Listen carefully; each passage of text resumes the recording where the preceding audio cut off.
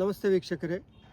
ಸಮರಸ ಸುದ್ದಿ ಇಂದು ಹೊಸದೊಂದು ವಿಚಾರದೊಂದಿಗೆ ವೀಕ್ಷಕರ ಮುಂದೆ ಇದೆ. ನಮ್ಮ ಕಾಸರಗೋಡಿನಲ್ಲಿ ಅನೇಕ ದೇವಾಲಯಗಳು, ದೇವಸ್ಥಾನಗಳು ಪುನರುದ್ಧಾರಗೊಳ್ಳುತ್ತಿರುವಂತಹ, ಜೀರ್ಣೋದ್ಧಾರಗೊಳ್ಳುತ್ತಿರುವಂತಹ ಒಂದು ಸುಸಂದರ್ಭಗಳು ಇತ್ತೀಚೆಗೆ ಕಾಣಿಸ್ತಾ ಇದೆ.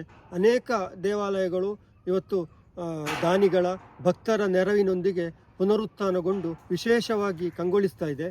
ಈ ಹಿನ್ನೆಲೆಯಲ್ಲಿ ನಮ್ಮ ಮಂಜೇಶ್ವರ ತಾಲೂಕಿನ ಬಾಡೂರು ಮತ್ತು ಗುಡಾಲಮೇರ್ಕಳ ಗ್ರಾಮಗಳಿಗೆ ಸೇರಿದಂಥ ಒಂದು ಪ್ರಸಿದ್ಧವಾದಂತಹ ಒಂದು ವಿಶೇಷವಾದಂತಹ ದೇವಿ ಸಾನ್ನಿಧ್ಯ ಇರುವ ಕ್ಷೇತ್ರ ಕಂಬಾರು ಶ್ರೀ ದುರ್ಗಾಪರಮೇಶ್ವರಿ ಕ್ಷೇತ್ರ. ಕಂಬಾರು ಶ್ರೀ ಕ್ಷೇತ್ರದ ಪುನರ್ನಿರ್ಮಾಣ ಚಟುವಟಿಕೆ ಭರದಿಂದ ಸಾಗುತ್ತಿದ್ದು, ಜನವರಿ 28ರಿಂದ ಫೆಬ್ರವರಿ 4ರವರೆಗೆ ವಿವಿಧ ಕಾರ್ಯಕ್ರಮಗಳೊಂದಿಗೆ ಇಲ್ಲಿ ಪರಿವಾರ ದೇವಗಳ ಪುನರ್ ಪ್ರತಿಷ್ಠೆ ಹಾಗೂ ಇಲ್ಲಿಯ ಅಭಿವೃದ್ಧಿ ಚಟುವಟಿಕೆಗಳ ಉದ್ಘಾಟನಾ ಕಾರ್ಯಕ್ರಮಗಳು, ಲೋಕಾರ್ಪಣೆ ಕಾರ್ಯಕ್ರಮಗಳು ನಡೀಲಿಕ್ಕಿದೆ. ಈ ಹಿನ್ನೆಲೆ ನಾವಿಂದು ಕಂಬಾರು ಶ್ರೀ ಕ್ಷೇತ್ರದ ಮುಂದೆ ಇದ್ದೇವೆ. ಇಲ್ಲಿಯ ಪದಾಧಿಕಾರಿಗಳು, ಇಲ್ಲಿಯ ಕ್ಷೇತ್ರದ ಅಭಿವೃದ್ಧಿಗೆ ಶ್ರಮಿಸಿದ ಪ್ರಮುಖರನ್ನು ಭೇಟಿಯಾಗಿ ಇಲ್ಲಿಯ ಕಾರಣಿಕೆ ಏನು, ಇಲ್ಲಿಯ ಮಹತ್ವಿಕೆ ಏನು ಅನ್ನೋದನ್ನು ತಿಳಿದುಕೊಳ್ಳೋಣ, ಬನ್ನಿ ವೀಕ್ಷಕರೇ. ಈಗ ಕಂಬಾರು ಶ್ರೀ ದುರ್ಗಾಪರಮೇಶ್ವರಿ ಕ್ಷೇತ್ರದ ಆ ಒಂದು ಭವ್ಯವಾದಂಥ ಬ್ರಹ್ಮಕಲಶೋತ್ಸವ ಈ ತಿಂಗಳು 28ರಿಂದ, ಜನವರಿ 28ರಿಂದ ಫೆಬ್ರವರಿ 4ರವರೆಗೆ ವೈವಿಧ್ಯಮಯವಾಗಿ ವಿವಿಧ ಕಾರ್ಯಕ್ರಮಗಳು ನಡೀಲಿಕ್ಕಿದೆ.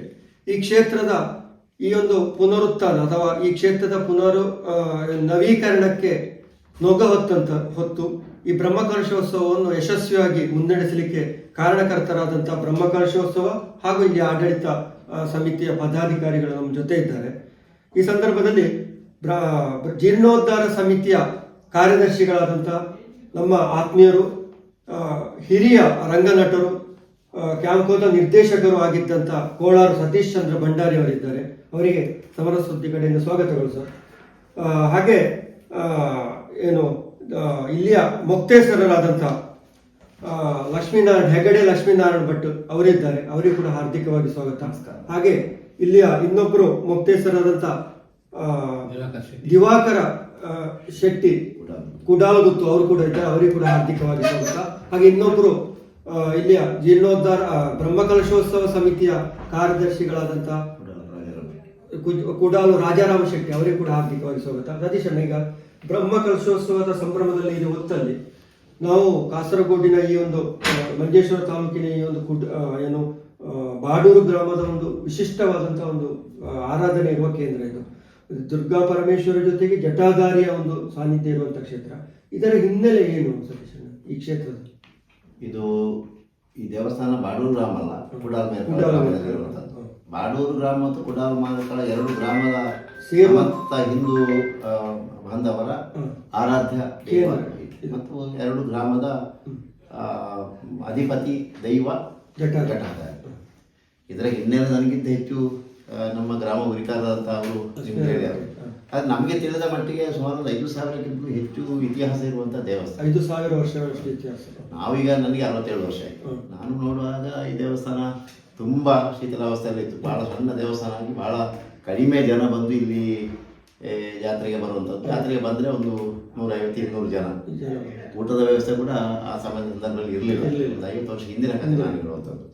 ಈಗ ವಿಶಾಲವಾಗಿ ದೇವಸ್ಥಾನ ಭಕ್ತವೃಂದ ಹೆಚ್ಚಾಗಿದೆ, ದೇವಸ್ಥಾನ ಬೆಳಗಿದೆ, ದೇವಸ್ಥಾನ ತುಂಬ ಅಭಿವೃದ್ಧಿಯಾಗಿದೆ. ಒಂದು ಮಾಡಿದ್ದಂಥ ದೇವಸ್ಥಾನ 2 ಮಾಡಾಗಿ ಪರಿವರ್ತನೆಗಳ ತಾಮ್ರ ಹೊದಿಕೆ, ಈಗ 3 ಹೊತ್ತು ಪೂಜೆ ಇದೆ. ತುಂಬ ಅಭಿವೃದ್ಧಿ ಆಗಿದೆ. ಜನಸಂಖ್ಯೆ ಜಾಸ್ತಿ ಆದಾಗೆ ದೇವಸ್ಥಾನದ ಅಭಿವೃದ್ಧಿ ಆಗಿದೆ. ಹಾಗೆ ದೇವಸ್ಥಾನದ ಶಕ್ತಿ ಕೂಡ ಹೆಚ್ಚಾಗಿದೆ, ಸಾನ್ನಿಧ್ಯ ಹೆಚ್ಚಾಗಿದೆ, ದೇವರ ಶಕ್ತಿ ಹೆಚ್ಚಾಗಿದೆ, ಸಾನ್ನಿಧ್ಯ ಹೆಚ್ಚಾಗಿದೆ. ಜಾತ್ರೆಗೆಲ್ಲ 150-200 ಜನ, ನಾವು ಸಣ್ಣದಿರುವಾಗ ಇದ್ದಂತಹ ಜನ ಇವತ್ತು ಹಗರಣ ಬಲಿಯ ದಿವಸ ಸುಮಾರು 4,000-4,500 ಇಲ್ಲಿ ನಿಲ್ಲಲಿಕ್ಕೆ ಸಾಧ್ಯ ಇಲ್ಲದಂತಹ, ಒಳಗಡೆ ದೇವರ ಪ್ರಸಾದ ತಗೊಳ್ಳಿಕ್ಕೆ ಕೂಡ ಕಷ್ಟ ಆಗುವಂತಹ ಪರಿಸ್ಥಿತಿ ಈಗಾಗಿದೆ. ಅಂದ್ರೆ ಅಷ್ಟು ಜನ ಇವತ್ತು ಕ್ಷೇತ್ರಕ್ಕೆ ಬರ್ತಾರೆ. ಮತ್ತೆ ಈ 2 ಗ್ರಾಮದ ಬಹಳಷ್ಟು ಮಂದಿ ಇವತ್ತು ಬೇರೆ ಬೇರೆ ಬೇರೆ ಬೇರೆ ಬೇರೆ ಕಡೆ ಇದ್ದಾರೆ.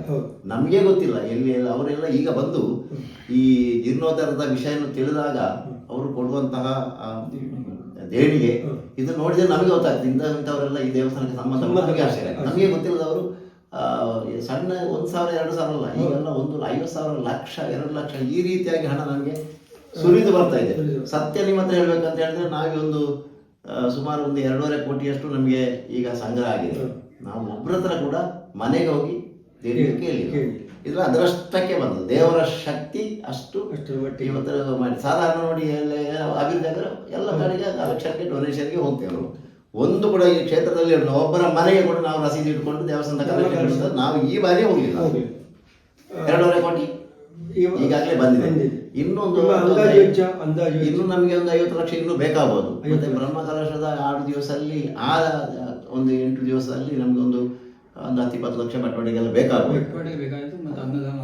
ಅನ್ನದಾನ ದೊಡ್ಡ ಅನ್ನದಾನಕ್ಕೆ ಇವತ್ತು 1 ಲಕ್ಷ ಕೊಟ್ಟಂತ ಸುಮಾರು ಈಗಾಗಲೇ 3-4 ಜನ ಮುಂದೆ ಬಂದಿದ್ದಾರೆ, 6 ಜನ ಬಂದಿದ್ದಾರೆ. ಹಾಗಾಗಿ ದುಡ್ಡಿಗೆ ಸಮಸ್ಯೆ ಇಲ್ಲ, ದೇವರ ಶಕ್ತಿ ನಡೆಸಿದ್ದಾರೆ. ಈಗ ಲಕ್ಷ್ಮೀನಾರಾಯಣ ಭಟ್ ಇದ್ರೆ ಸ್ವಲ್ಪ ಹಿನ್ನೆಲೆ ಅಂದ್ರೆ ಈ ಇಷ್ಟೆಲ್ಲ ಬರ್ತಾ ಇದೆ. ಈಗ ಸತೀಶ್ ಅಣ್ಣ ಹೇಳಿದ್ರು, ಜನರು ತಾನಾಗಿ ಹುಡುಕಿಕೊಂಡು ಬರ್ತಿದ್ದಾರೆ. ಹಾಗೆ ಆರ್ಥಿಕವಾಗಿ ಸಂಪನ್ಮೂಲ ಕೂಡ ಗ್ರಹಿಸಿದ ರೀತಿಯಲ್ಲಿ ಇಲ್ಲಿ ಬರ್ತಾ ಇದೆ ಅಂತ ವಿಶೇಷವಾಗಿ. ಆಗಿರುವಾಗ ಈ ಕ್ಷೇತ್ರದ ಮಹಿಮೆ ಎನ್ನುವಂಥದ್ದು ಏನು ಅಂತ ಹೇಳಿ ನೋಡಿ, ಕಂಬಾರು ಶ್ರೀ ದುರ್ಗಾ ಪರಮೇಶ್ವರಿ ಅಂತ ಹೇಳಿದ್ರೆ ಸಾಧಾರಣ ತಿಳಿದವರು ಯಾರೂ ಇರ್ಲಿಕ್ಕೆ ಅಷ್ಟು ಪ್ರಸಿದ್ಧಿ ಹೊಂದಿದಂತ ದೇವರು. ಇದು ಕುಡಾಲು ಮತ್ತು ಬಾಡೂರು 2 ಗ್ರಾಮದ ಜನರ ಶ್ರದ್ಧಾ ಕೇಂದ್ರ.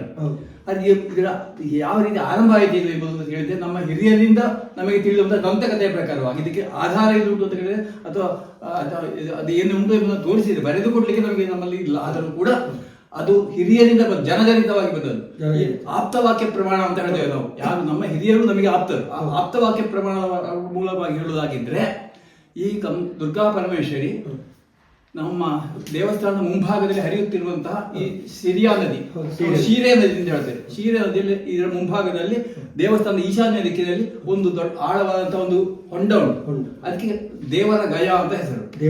ಆ ದೇವರ ಗಯ ಎನ್ನುವಂತ ಸ್ಥಳದಲ್ಲಿ ಬಿಂಬ ರೂಪದಲ್ಲಿ ಋಷಿ ಮುನಿಗಳಿಗೆ, ಇಲ್ಲಿ ತಪಸ್ಸು ಮಾಡುತ್ತಿದ್ದ ಋಷಿ ಮುನಿಗಳಿಗೆ ಸಿಕ್ಕಿದ್ದಂತೆ. ಆದಿಮಾಯ ದುರ್ಗಾ ಪರಮೇಶ್ವರಿ ಇಲ್ಲಿ ವನದುರ್ಗೆಯಾಗಿ ಅಲ್ಲಿ ಜನಿಸಿದರು. ಇದು ಒಂದು ಉದ್ಭವ ಲಿಂಗ. ಈ ಉದ್ಭವ ಲಿಂಗದಲ್ಲಿ ಕಲ್ಲೂರಿನಲ್ಲಿರುವಾಗ ಸ್ವರ್ಣ ರೇಖೆ ಕೂಡ ಉಂಟು. ನಮ್ಮ ಇಲ್ಲಿ ಲಿಂಗದಲ್ಲಿ ಸ್ವರ್ಣ ರೇಖೆ ಕೂಡ ಉಂಟು. ಅಂದ್ರೆ ಅದು ಸೂಕ್ಷ್ಮವಾಗಿ ನೋಡಿದ್ರೆ ಗೊತ್ತಾಗುತ್ತೆ, ನಾವು ಒಳವರೆಗೆ ಹೋಗಿ ನೋಡಿದ್ರೆ ಗೊತ್ತಾಗುತ್ತೆ. ಈ ರೀತಿ ಸೀರೆ ಹೊಳೆಯ ಈ ಗಯದಲ್ಲಿ ಬಿಂಬ ರೂಪದಲ್ಲಿ ವನದುರ್ಗೆಯಾಗಿ ಜಲದುರ್ಗೆಯಾಗಿ ಜನಿಸಿದಂತ ದೇವಿ. ಈ ನಿತ್ಯ ಆಗಾಯ ಇದು ಕಾಡು ಪ್ರದೇಶ, ವನ ಇದು. ಈ ವನ ಪ್ರದೇಶದಲ್ಲಿ ಆ ಕಾಲದ ಋಷಿ ಮುನಿಗಳು ತಪಸ್ಸು ಮಾಡ್ತಾ ಇದ್ದದ್ದು ದಂತಕಥೆ. ಹಾಗೆ ಅವರು ಬೆಳಕಿನ ಹೊತ್ತು ಸ್ನಾನಾದಿಗಳನ್ನು ಪೂರೈಸಲಿಕ್ಕೆ ಅಂತ ಹೊಳೆಗೆ ಹೋದಾಗ ಆ ಹೊಳೆಯಲ್ಲಿ ಏನೋ ಒಂದು ವಿಶೇಷ ಶಕ್ತಿ ಅವರಿಗೊಂದು ಗೊತ್ತಾಯಿತು. ಹಾಗೆ ನೀರಿನಲ್ಲಿ ಮುಳುಗಿದಾಗ ಒಂದು ವಿಶೇಷವಾದಂತಹ ಒಂದು ಲಿಂಗ ಸಿಕ್ಕಿತು, ಪ್ರಭೆ ಆಯ್ತು ಅವರಿಗೆ. ಅದು ಲಿಂಗ ಸಿಕ್ಕಿತು. ಇದನ್ನು ನೋಡಿದಾಗ ಇದು ಸಾಮಾನ್ಯ ಬರೇ ಗುಂಡುಗಲ್ಲು ಅಲ್ಲ, ಇದು ಶಕ್ತಿ ಉಳ್ಳದ್ದು ಅಂತ ಗೊತ್ತಾಯ್ತು ಅವರಿಗೆ. ಅದನ್ನು ಋಷಿಗಳು ತಗೊಂಡು ಈ ಕಂಬಾರ ಗಿರಿಯ ಉನ್ನತ ಮೇರು ಪ್ರಶಸ್ತಿ ಪ್ರದೇಶ ಮೇಲೆ ಕರ್ಕೊಂಡು ಬಂದರು. ಇಲ್ಲಿ ಅದನ್ನು ಜಲದುರ್ಗೆಯಾಗಿ ಸ್ಥಾಪನೆ ಮಾಡ್ಲಿಕ್ಕೆ ಸಾಧ್ಯ ಇಲ್ಲ ಎಂಬುದನ್ನು ಮುನಿಗಳು ಕಂಡುಹಿಡಿದು. ಯಾಕಂದ್ರೆ ನೀರು ಕೆಳಗಿರುವುದು, ಮೇಲಕ್ಕೆ ನೀರು ಹರಿಯುವುದಿಲ್ಲ. ನಮಗೆಲ್ಲರೂ ಗೊತ್ತಿದ್ದ ನೀರು ಯಾವಾಗ ಮೇಲಿನ ಕೆಳಗೆ ಹರಿಯುವುದು, ಕೆಳಗಿನ ಮೇಲಕ್ಕೆ ಹರಿಯುವುದಿಲ್ಲ. ಹಾಗೆ ಮೇಲೆ ಅದನ್ನ ಜಲದುರ್ಗೆಯಾಗಿ ಸ್ಥಾಪನೆ ಮಾಡ್ಲಿಕ್ಕೆ ಸಾಧ್ಯ ಇಲ್ಲ ಎಂದು ಕಂಡುಕೊಂಡಂತಹ ಋಷಿಗಳು ಜಲದುರ್ಗೆಯನ್ನು ಪೂಜಿಸಿ ಭಜಿಸಿ ಆಕೆಯನ್ನು ಉಳಿಸಿಕೊಂಡು ಇಲ್ಲಿ ವನದುರ್ಗೆಯಾಗಿ ಸ್ಥಾಪನೆ ಮಾಡಿದ್ರು. ಇದು ಸಾಮಾನ್ಯವಾಗಿ ಈಗ ಯಾರಿಗೂ ಗೊತ್ತಿಲ್ಲ, ಎಲ್ಲರೂ ಕುಂಬಾರ ದುರ್ಗೆ ಅಂತ ಹೇಳ್ತಾ ಇರೋದು. ಇದು ವನದುರ್ಗೆ ಎಂಬುದು ಹೆಚ್ಚಿನ ಬಹಳ ಒಂದು ನಮ್ಮ ಆಗಿರುವಂತಹ 50 ವರ್ಷ ಹಿಂದಿನವರಿಗೆ ಗೊತ್ತಿರ್ಬೋದು, ಈಗಿನವರೆಲ್ಲ ಅಷ್ಟೇ ನಾವು ಹೇಳುವುದು. ಹಾಗಾಗಿ ಜಲದುರ್ಗೆಯನ್ನು ಋಷಿ ಮುನಿಗಳು ಒಲಿಸಿ ಕಂಬಾರ ಗಿರಿಯಲ್ಲಿ ವನದುರ್ಗೆಯ ಸ್ಥಾಪನೆ ಮಾಡಿದ್ರು. ಸುತ್ತಲೂ ಕಾಡು. ನಾನು ಚಿಕ್ಕದಾಗಿರುವಾಗ ಇಲ್ಲಿ ಏನಂತ ಹೇಳಿದ್ರೆ ಇವರಿಗೆ ಹೇಳಿದಾಗ ಆ ಜಾತ್ರೆಗೆ ಇರುವ ಜನರೂ ಕಡಿಮೆ. ಮಾತ್ರವಲ್ಲ ಇಲ್ಲಿ ಈ ಕಾಡುಗಳಿಗೆ ಹೆಚ್ಚಾಗಿ ಕಲ್ಮರದ ಕಾಡು ಮತ್ತು ಅಲ್ಲೊಂದು 2 ಮರದ ಮರ ಇತ್ತು. ಇಷ್ಟೇ ದೊಡ್ಡ ಕಾಡು. ಈ ಕಾಡಿನ ಎಡೆಯಲ್ಲೇ ನಾವು ಇದ್ದದ್ದು. ಈ ವನದುರ್ಗೆಯಾಗಿ ತುಂಬಾ ಶಕ್ತಿವಂತೆ. ಆಗಿನ ಕಾಲದಲ್ಲಿ ಆ ಋಷಿಗಳು ಅವರ ತಪಸ್ಸನ್ನು ಉಳಿಸಿಕೊಂಡು ಬಹಳ ಏನಂತಂದ್ರೆ ಬಹಳ ಕಾರಣಕ್ಕೆಳುವಂತ ಕ್ಷೇತ್ರ.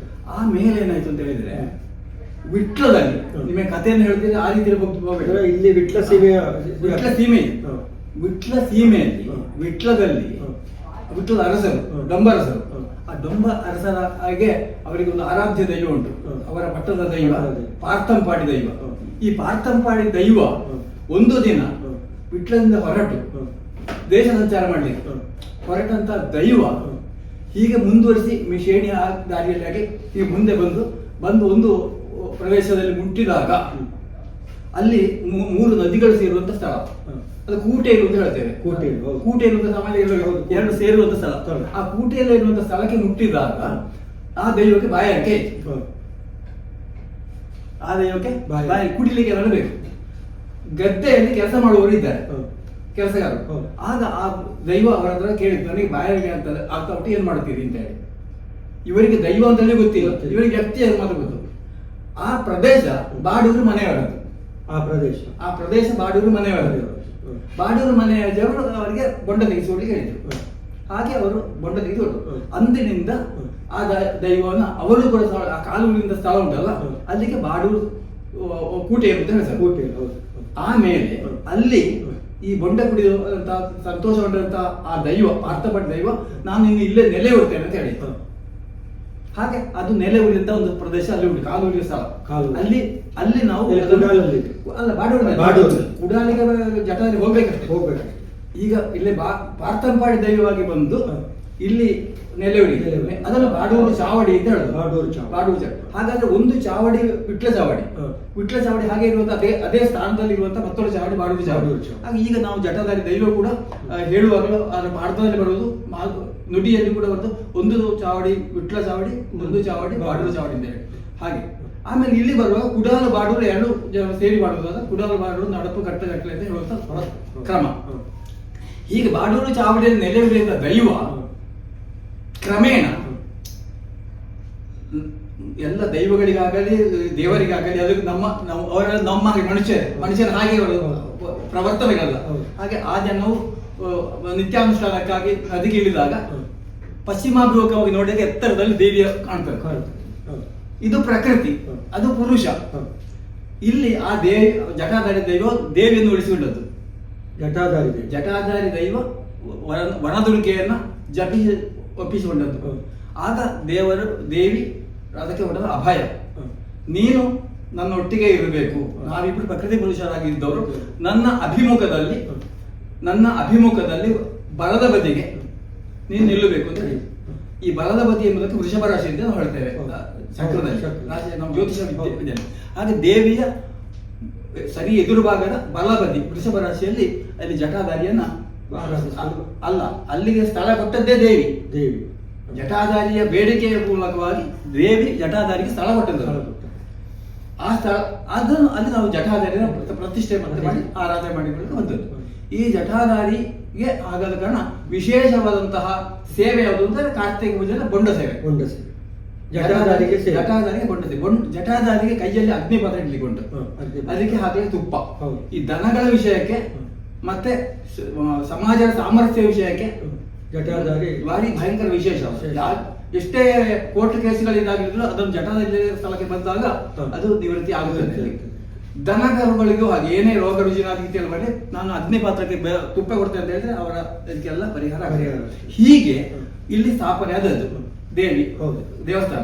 ಈ ದೇವಸ್ಥಾನ ಸ್ಥಾಪನೆ ಆದ್ರೆ ಸಾಕು, ಆಡಳಿತ ಮಾಡ್ಬೇಕಲ್ವ. ಆಡಳಿತ ಒಂದು ಸುವ್ಯವಸ್ಥಿತ ಒಂದು ಯಾವುದೇ ಸಂಸ್ಥೆ ಆಗಲಿ ದೇವಸ್ಥಾನ ಆಗಲಿ ಒಂದು ಸರಿಯಾಗಿ ಮುನ್ನಡಿಬೇಕಾದ್ರೆ ಒಂದು ಸುವ್ಯವಸ್ಥಿತವಾದಂತಹ ಆಡಳಿತ ಮಂಡಳಿ ಬೇಕು. ಆ ಕಾಲದ ಹಿರಿಯರು, ಆ ಕಾಲದ ರಾಜರ ಆಡಳಿತ, ವಿಟ್ಲ ಅರಸರು ಜಟಾಧಾರಿಯಲ್ಲಿ ನಿಂತಾಗಿದೆ. ಇದನ್ನು ಅವರು ತೆಗೆದುಕೊಂಡು ಆಮೇಲೆ ಇಲ್ಲಿಗೆ ವ್ಯವಸ್ಥಿತವಾಗಿ ಒಂದು ಆಡಳಿತ ಮಾಡಿಕೊಡು. ಬಾಡೂರು ಗ್ರಾಮದಿಂದ 2 ಜನ ಆಡಳಿತಗಾರರು, ಕುಡಾಲು ಗ್ರಾಮದಿಂದ 2 ಜನ ಆಡಳಿತಗಾರರು ಎಂಬುದಾಗಿ. ಹಾಗೆ ಬಾಡೂರು ಗ್ರಾಮದಿಂದ ಬಾಡೂರು ಯಜಮಾನ ಅಂತೇಳಿ ಈ ಕುಂಜ ಸತೀಶ್ ಭಂಡಾರಿಯವರ ಹಿರಿಯರು, ಕುಡಾಲ ಗ್ರಾಮದಿಂದ ಮತ್ತೆ ಬ್ರಾಹ್ಮಣ ಇದರಲ್ಲಿ ಅಲ್ಲಿ ನಮ್ಮ ಹಿರಿಯರಂತ ನಿಧಿ ಮಾಡಿದ್ರಲ್ಲ. ಕುಡಾಲು ಗ್ರಾಮದಲ್ಲಿ ಕುಡಾಲು ಗುತ್ತು ಮತ್ತೆ ಬ್ರಾಹ್ಮಣರ ಎಡಕಾಣ. ಹಾಗಾದ ಕಾರಣ ಇಲ್ಲಿ ಆಮೇಲೆ ಕಾಲಾನುಕಾಲದಲ್ಲಿ ಮುಂದುವರಿಸ್ತಾ ಹೋದಾಗ ಆಡಳಿತದ ಇದು 4 ಜನ, ಅದು ಪರಂಪರೆ ಅಂತ ಬಂದದ್ದು, ಪರಂಪರಾನುಗವಾಗಿ ಬಂದಂತಹ ಆಡಳಿತ. ಯಾಕಂದ್ರೆ ಎಡಕಾಣ ಬಾಡೂರು, ನೆರಿಯ ಕುಡಾಲು ಇದು ಈಗ ನಾವು ಪರಂಪರೆ ಆನುವಂಶಿಕವಾದಂತಹ ಗೊತ್ತೇಸರಾಗಿ ಈ ಕಾರ್ಯಕ್ರಮ ಮುಂದುವರಿಸ್ತೇವೆ. ಆದ್ರೆ ನಮ್ಮಿಂದಾಗಿ ಮಾತ್ರ ಅಲ್ಲ, ಎಲ್ಲರ ಸಹಕಾರದಿಂದ ಮುಂದುವರಿತಾ ಇದೆ. ಇದು ಅನುವಂಶಿಕ ಮೊತ್ತೇಶ್ವರ ಇರುವಂತದ್ದು 4 ಮಂದಿ. ಇದಲ್ಲದೆ ಇದು ದೇವಸ್ಥಾನ ಬೋರ್ಡ್ನ ಅಂಡರ್ಲಿ ಇರುವಂತ ದೇವಸ್ಥಾನ. ದೇವಸ್ಥಾನ ಬೋರ್ಡ್ನ ಅಂಡರ್ಲಿ ಇರುವಂತ ದೇವಸ್ಥಾನ ಅವರ ಕಡೆಯಿಂದ ಒಂದಷ್ಟು ಮೊತ್ತೇಶ್ವರರು ಇಲ್ಲ, ಅದನ್ನ ನಾನು ಹೇಳಿಕ್ಕಿರೋದು. ಈ 4 ಮನೆತನಕ್ಕೆ ಇರುವಂತಹ ಮೊತ್ತೇಶ್ವರ ಬಿಟ್ಟರೆ ಬೇರೆ 5ನೇವ್ರನ್ನ ಹಾಕ್ಲಿಕ್ಕಿಲ್ಲ. ದೇವಸ್ಥಾನ ಬೋರ್ಡ್ಗೆ ಕೂಡ ಅಧಿಕಾರ ಇಲ್ಲ.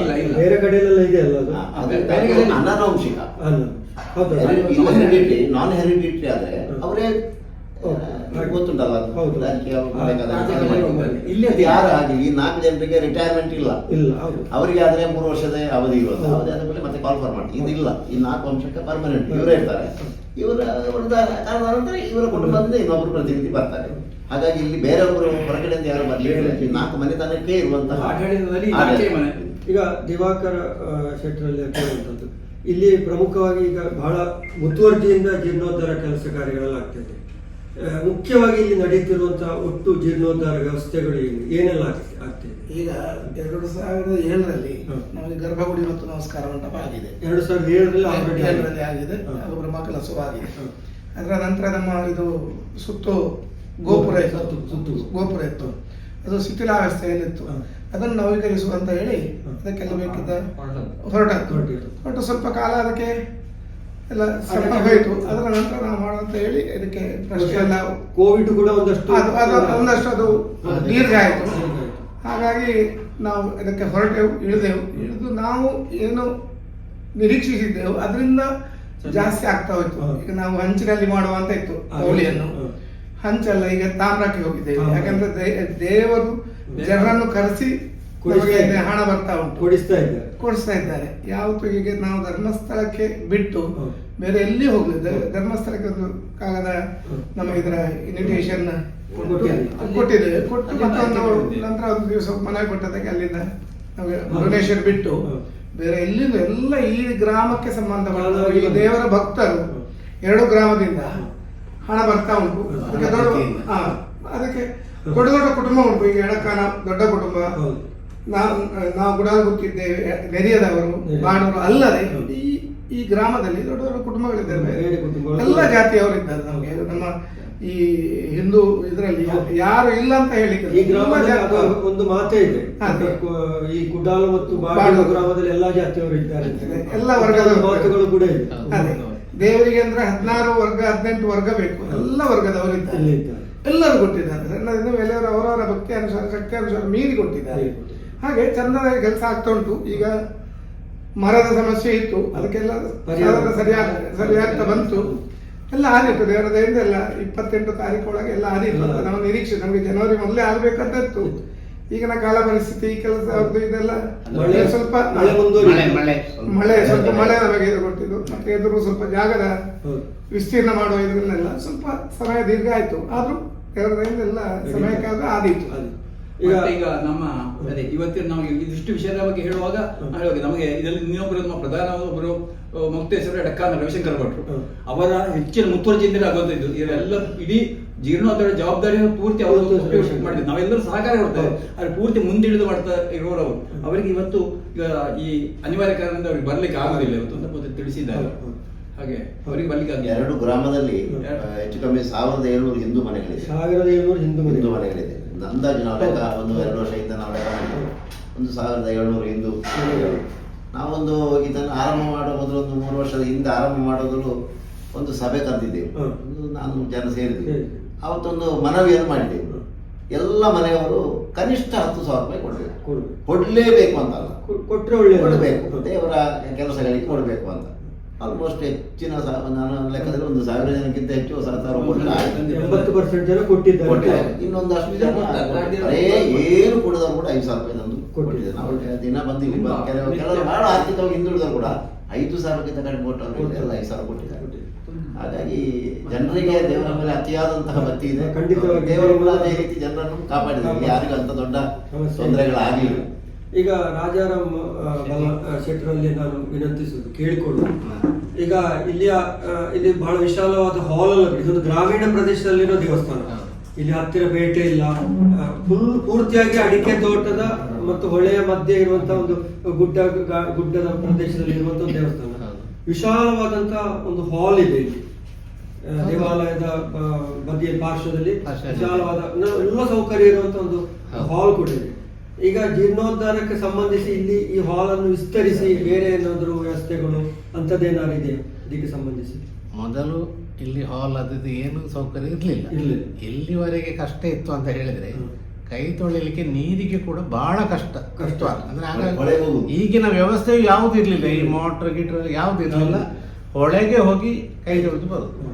ತದನಂತರ ನಾವೊಂದು ಎಲ್ಲಾ ಮನೆಗೆ ಸಂಪರ್ಕ ಮಾಡಿ 100 ರೂಪಾಯಿ ತೆಗೆದು ಒಂದು ಭಜನಾ ಸೇವೆ ಅಂತ ಇಲ್ಲಿ ಮಾಡಿ ಬಹಳ ಗೌಜಿ ಈ ರಾಮಭಟ್ರು ಇರುವಾಗ ಮಾಡಿ 1 ಲಕ್ಷದಿಂದ ಮೇಲೆ ಹಣ ಸಂಗ್ರಹಿಸಿ ಆ ಹಣದಿಂದ ಅಲ್ಲಿ ಕೆಳಗೆ ರಿಂಗ್ ಹಾಕಿ ಮೋಟರ್ ಹಾಕಿ ನೀರು ಬಂದ. ಅದರ ನಂತರ ಎಲ್ಲ ಅಭಿವೃದ್ಧಿಗಳು ಮುಂದೆ ಮುಂದೆ ಮುಂದೆ ಮುಂದೆ ಬಂದದ್ದಂತಲೇ ಹೇಳ್ಬೇಕಷ್ಟೇ.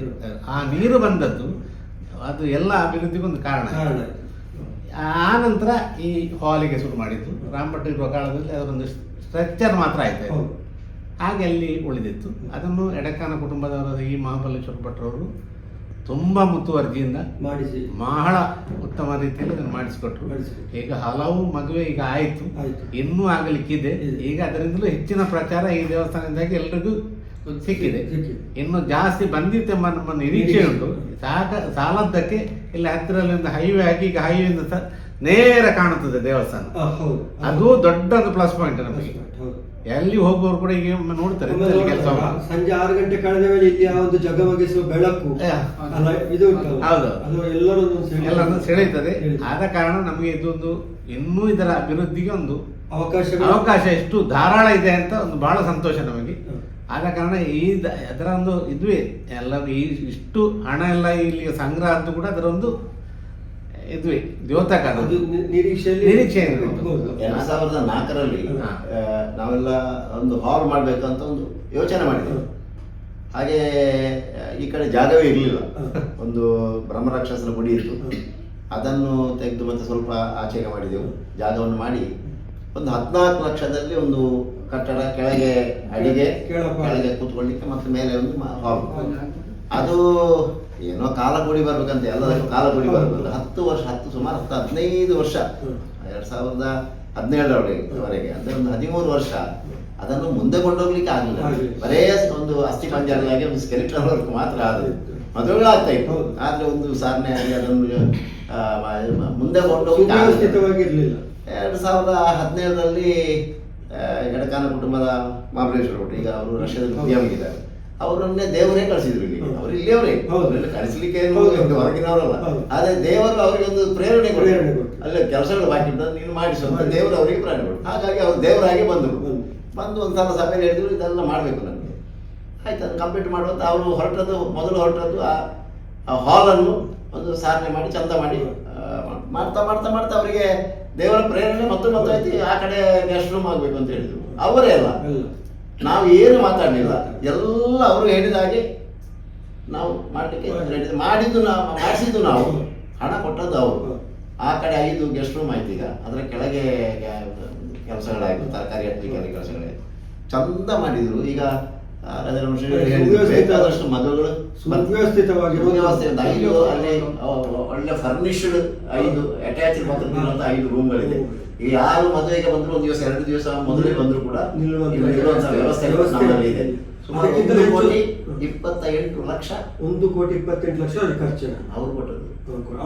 ನಮಗೆ ಸ್ಮರಿಸಲು ಸಾಧ್ಯವಿಲ್ಲ ಈ ಸಂದರ್ಭದಲ್ಲಿ. ಯಾಕಂದ್ರೆ ಎಲ್ಲಾ ಕಡೆ ಕೇಳಿ ಬರುವ ಮಾತು, ಸ್ವಲ್ಪ ದೂರ ಆದ್ರೂ, ರಸ್ತೆಯಿಂದ ದೂರ ಆದ್ರೂ ಕಂಬಾರನಾಗಿರುವಂತ ಒಂದು ಹಾಲ್ ಎಲ್ಲಿಲ್ಲ ಅಂತ ಜನಜನಿತವಾದ ಮಾತು. ಅದಕ್ಕೋಸ್ಕರ ನಾನು ಇದನ್ನು ಕೇಳಿದ್ದು. ಇದು ಸತೀಶ್ ಇನ್ನೊಂದು ಕೇಳುವಂತದ್ದು, ಈ ಬ್ರಹ್ಮಕಲಶದ ಆ ಕಾರ್ಯಕ್ರಮ ಒಂದಷ್ಟು ವಿವರ ಕೊಡ್ಬೋದು. 28ರಿಂದ ತಂತ್ರಿಗಳ ಇದರ ಪ್ರಕಾರ ಇನ್ವಿಟೇಷನ್ ಕೊಡ್ತೇನೆ ನಾನು. ವಿಶೇಷ ಇರುವಂತದ್ದು 2ನೇ ತಾರೀಕಿಗೆ ಕಲಶ ಹಾಕಿದೆ.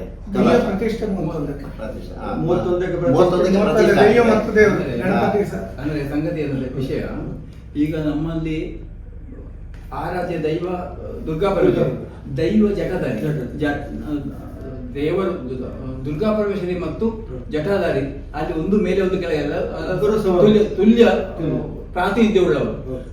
ಆದರೆ ದೇವರ ನಮ್ಮ ಗರ್ಭಗುಡಿಯಲ್ಲಿ ದೇವರನ್ನು ಪ್ರತಿಷ್ಠಾಪನೆ ಮಾಡಿ ಆಗಿದೆ. ಅದಕ್ಕೆ ಬೇಕಾದ್ರೆ ಅದರಿಂದ ಪುನಃ ಕೆಲಸ ಇದೆ, ಅದು ಪೂರ್ತಿ ಕೆಲಸ ಆಗಿದೆ. ಆದರೆ ಈ ಸುತ್ತ ಔಳಿಯಲ್ಲಿದ್ದಂತಹ ಜಟಧಾರಿ ಗುಡಿಯನ್ನ ಅಲ್ಲಿ ಇಟ್ಟುಕೊಂಡು ಕೆಲಸ ಮಾಡಲಿಕ್ಕೆ ಸಾಧ್ಯ ಇಲ್ಲ. ಹಾಗಾದ್ರೆ ಅದನ್ನು ಅಲ್ಲಿಂದ ತೆಗೆದು ಈಗ ಬಾಲ್ಯದಲ್ಲಿ ಕೂರಿಸಿದ್ರು. ಮಾತ್ರವಲ್ಲ, ಕನ್ನಿಮೂಲೆ ಇರುವಂತಹ ಮಹಾಗಣಪತಿ ಒಂದು ಶಾಸ್ತ್ರವನ್ನು ಅಲ್ಲಿ ಬಾಲದಲ್ಲಿ ಸೇರಿದ್ರು. ಈಗ ಪ್ರತಿಷ್ಠೆ ಅಂತ ಹೇಳಿ ಪುನಃ ಪ್ರತಿಷ್ಠೆ ಇರುವುದು ಸಾನ್ನಿಧ್ಯ ಪರಿವಾರಗಳಿಗೆ ಮಾತ್ರ. ಜಟಾಧಾರಿ ಮತ್ತು ಗಣಪತಿ ಮತ್ತು ಶಾಸ್ತ್ರ ಅವರ ಪುನರ್ ಪ್ರತಿಷ್ಠೆ ಅದು 31ನೇ ತಾರೀಕಿಗೆ ಆಗ್ತದೆ. ಬೆಳಿಗ್ಗೆ 7 ಗಂಟೆ, ಜನವರಿ 31 ಪ್ರತಿಷ್ಠೆ ಆಗುವುದು.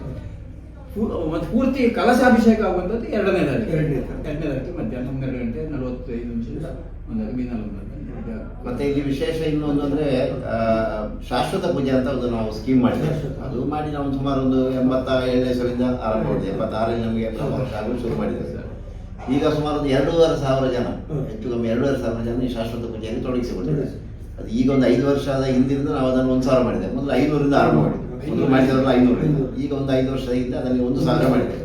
1,000 ರೂಪಾಯಿ ಕೊಟ್ಟರೆ ನೀವು ಹೇಳಿದ ಡೇಟಿಗೆ ಬದಲಾಯಿಸಲಿಕ್ಕಿಲ್ಲ, ವರ್ಷದ ಬದಲಾಯಿಸಲಿಲ್ಲ. ನೀವು ಇಂಥ ಡೇಟಿಗೆ ಅಥವಾ ನಿಮ್ಮ ಜನ್ಮದಿನ ಅಥವಾ ಮದುವೆ ದಿವಸ ಅಥವಾ ಯಾವ್ದಾದ್ರು ಒಳ್ಳೆ ದಿವಸ ಇಂಥಲ್ಲಿ ಆ ದಿವಸ ನೀವು ಬಂದ್ರೆ ನಿಮಗೆ ಪ್ರಾರ್ಥನೆ ಮಾಡಿ ಇಲ್ಲಿ ಪ್ರಸಾದ. ನೀವು ಅಕಸ್ಮಾತ್ ಬರದಿದ್ರು ಕೂಡ ನಿಮ್ಮ ಹೆಸರಲ್ಲಿ ಪೂಜೆ ಆಗ್ತದೆ, ಪ್ರಸಾದವನ್ನು ನಿಮ್ಮ ಅಡ್ರೆಸ್ಸಿಗೆ ಕಳಿಸ್ಕೊಡ್ತೇವೆ.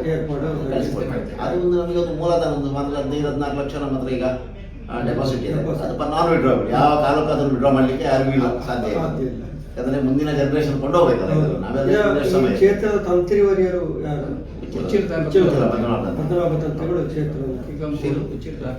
ಅವರು ಇವರು ಮುನಿಯಂಗಳ ಕೃಷ್ಣಪ್ರಸಾದ್ ಮುನಿಯಂಗಳ ನಿರ್ವಹಿಸ್ತಾ ಇದ್ದಾರೆ. ಈಗ ಈ ಕಂಬಾರು ಕ್ಷೇತ್ರದ ಪ್ರಬಂಧಕರಾದಂಥ ಪರಮೇಶ್ವರ್ ಭಟ್ ನಮ್ಮ ಜೊತೆ ಇದ್ದಾರೆ. ಎಡಕ್ಕಾನ ಪರಮೇಶ್ವರ್ ಭಟ್, ಸ್ವಾಗತಗಳು ಪರಮೇಶ್ವರ್ ಭಟ್. ಈ ಕ್ಷೇತ್ರದ ದಿನನಿತ್ಯದ ಏನು ಖರ್ಚು ವೆಚ್ಚಗಳು ಅಥವಾ ಇಲ್ಲಿಯ ದಿನನಿತ್ಯದ ಸೇವೆಗಳು ಅದು ಏನು ಅಂತ ಒಂದಷ್ಟು ಮಾಹಿತಿ ಕೊಡ್ಬೋದು? ಅಂದರೆ ನಮಸ್ಕಾರ. ದಿನನಿತ್ಯ ನಮ್ಮ ಪ್ರತಿ ದಿವಸ ಸೇವೆಗಳು ಭಕ್ತರು ಬರ್ತಾ ಇರ್ತಾರೆ.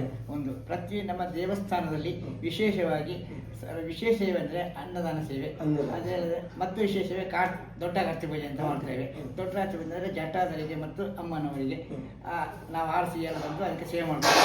ಮತ್ತು ವಿಶೇಷವಾಗಿ ಅನ್ನ ಕಾರ್ತಿ ಪೂಜೆ, ದುರ್ಗಾ ನಮಸ್ಕಾರ ಹಾಗೆ ಭಕ್ತರು ಬಂದು ಶ್ರದ್ಧಾ ಭಕ್ತಿಯಿಂದ ಸೇವೆಯನ್ನು ಕೊಡ್ತಾ ಇದ್ದಾರೆ. ಮತ್ತು ಮಧ್ಯಾಹ್ನ ನಿತ್ಯ ಅನ್ನದಾನ ಇದೆ, ನಿತ್ಯ ಅನ್ನದಾನ ಇದೆ. ಹಾಗೆ ಈಗ ನೀವು ಅನೇಕ ವರ್ಷಗಳಿಂದ ಇಲ್ಲಿ ಪ್ರಬಂಧಕರಾಗಿದ್ದೀರಿ, 2014 ಮಾಡ್ತಾ ಇದ್ದೀರಿ. ಈಗ ಇಲ್ಲಿಯ ಈ ಪ್ರದೇಶದ ನಮ್ಮ ಸನಾತನ ಯುವ ತರುಣರು ಇಲ್ಲಿ ಹೇಗೆ ಭಾಗವಹಿಸ್ತಾ ಇದ್ದಾರೆ? ಒಳ್ಳೆ ಶ್ರದ್ಧಾ ಭಕ್ತಿಯಿಂದ ಮಾಡ್ತಾರೆ. ಇಂಥ ಕಾರ್ಯಕ್ರಮದಲ್ಲಿ ಸಹ ಬಂದು ಶ್ರಮದಾನದಲ್ಲಿ ಸೇವೆ ಮಾಡ್ತಾರೆ. ನಮ್ಮ ಈ ನಾಡು ಬ್ರಹ್ಮಕರ್ಷಕ್ಕೆ ಹಗಲಿರುಳೆನ್ನದೇ ದುಡಿತಾ ಇದ್ದಾರೆ, ರಾಷ್ಟ್ರ ಬರ್ತಾರೆ. ಆದ ಕಾರಣ ದೇವಸ್ಥಾನ ಸುಸೂತ್ರವಾಗಿ ಯಾವ ಒಂದು ವಿಘ್ನ ಮಾಡದೆ ಎಲ್ಲ ಒಗ್ಗಟ್ಟಿನಿಂದ ನಡೀತಾ ಇದ್ದಾರೆ. ಅದು ನಮಗೆ ಸಂತೋಷ. ವಂದನೆಗಳು ಮಾಹಿತಿ ಕೊಟ್ಟದಕ್ಕೆ ವಂದನೆಗಳು. ಬ್ರಹ್ಮಕಲಶೋತ್ಸವ ಮತ್ತು ಇಲ್ಲಿ ಅಭಿವೃದ್ಧಿಗೆ ಸಂಬಂಧಿಸಿ ಬೇರೆ ಏನಾದರೂ ನಿಮಗೆ ಹೇಳಿಕ್ಕಿದೆ? ಬೇರೆ ಅಂತ ಹೇಳಿದ್ರೆ ಈ ದೇವಸ್ಥಾನ ವಿಶೇಷವಾಗಿ 8-9 ಸಾವಿರ ಹವ್ಯಕ ಬ್ರಾಹ್ಮಣರ ಆರಾಧ್ಯ ದೇವಿಗಳು. ಅದೊಂದು ವಿಶೇಷ. ನಮ್ಮ ಇದು 2 ಗ್ರಾಮ ಅಲ್ಲದೆ ಅವರದ್ದು ತುಂಬ ಇದಕ್ಕೆ ಹವ್ಯಕ ವಿಭಾಗದವರು ಕೂಡ ಇಲ್ಲಿ ನಂಬಿಕೊಂಡು ಬರ್ತಾ ಇದ್ದಾರೆ.